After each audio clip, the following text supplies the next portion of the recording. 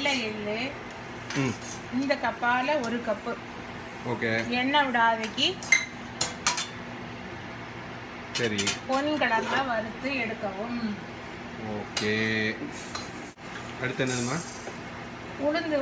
அதுக்கு என்ன சொல்லுவீங்க? உளுந்து தான். உரத் தால். அப்படி சொல்லு. இதால 1.5 கப்பு.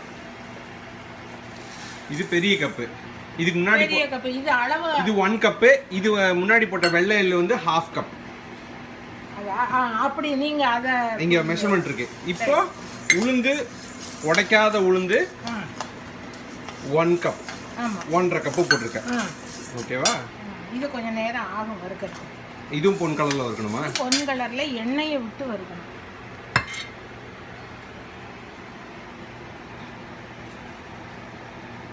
காம்பு ஒரிஜினலி வச்சிருக்கா? இல்ல ரெட்டையா கட் பண்ணுங்க. அப்பதான் அளவு எடுக்கிறது சரியா. அதுக்காக. ஓகே. அடுத்து நீ முடிக்கும் போது சொல்லுமா. இது கொஞ்சம் நேரம் ஆகும். நான் இது பண்ணிட்டு பொன் கலர்ல வறுத்து எடுக்கவும். என்னது? எந்த கலர் வரணும்? பொன் கலர். ஓ, இது உரத் தால். நல்ல பொன் கலர்ல வந்தோம்னா பொன் கலர்ல கருக கூடாது. பத்தமா பேசுங்க. புரியுங்க. கருகாம பொன் கலர்ல வறுத்து எடுக்கவும். ஓகே.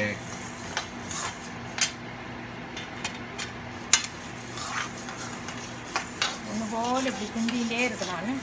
சரி.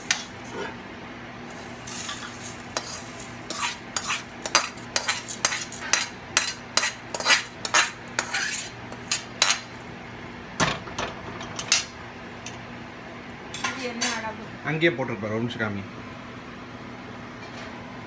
1/2 கப். இது என்ன தால்? இந்தா. இது 1.5. பெருசால அது 1.5. நீ எப்பலாம் இது பண்ண 1/2 கப்பு.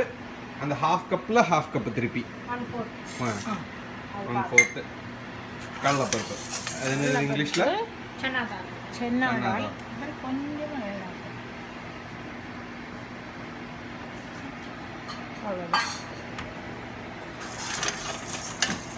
இது எவ்வளோ நேரம் இருக்கணும்? இதுவும் அந்த பொன் கலர். இதே பொன் கலர்.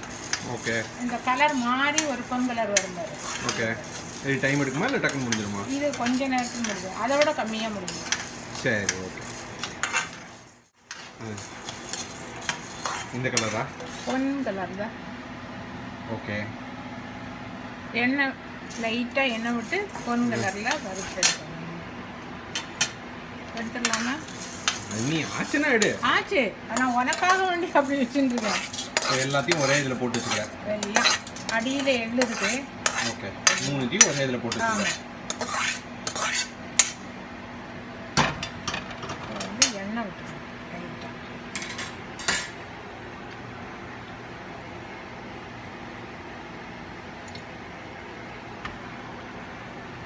எண்ணெய் விட்டு இது எவ்வளோ? ஃபஸ்ட்டு இப்படி வச்சுக்கணும். 1 கப்பு மிளகா. அப்புறம் இன்னொரு 1/2 கப்பு மிளகா. அதான் இந்த எண்ணெயில் போட்டுக்கிறேன்.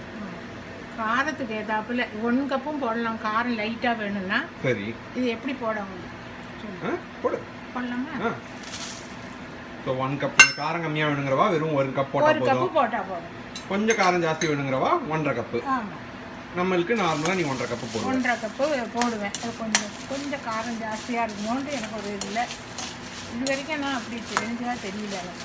ஓகே. இது வரைக்கும் கரெக்டாக தான் இருக்கு. இது வெள்ளம் கடைசியில் இதை இது பண்ணிட்டு பெருங்காயத்தை அந்த எண்ணெயிலேயே போடணும். மிளகாய் எப்படி இருக்கும்? 1/2 ஸ்பூன் எண்ணெய் விட்டு முறுமுறுனா எப்படி? அது இது முறுமுறு ஆகாது. சவச்சவங்க இருக்கும். கொஞ்சம் ஒரு 5 நிமிஷம் அப்படி வறுத்து வேண்டியதுதான். சரி. ஓகே. எத்தனை ஸ்பூன் உப்பு போடுற? அதெல்லாம் அவங்கவுங்க தேவைக்கேற்ப 2 ஸ்பூன் இந்த மாதிரி நல்லா இதான மாதிரி 1.5 ஸ்பூன் போடுறேன். ஆமாம் போதும். ஓகே. 2 ஸ்பூன். ஓகே. நல்லா ததும்ன மாதிரி 2 ஸ்பூன் இப்போ போட்ட அளவுக்கு. அவ்வளோதான். அவ்வளோதானே? முடிஞ்சிச்சா? வெல்லம் எவ்வளோ கையில் காமி எடுத்துட்டு கையளவு காமி. கையளவு. ஓகே. இந்த நோண்டு வச்சுருக்கேன்.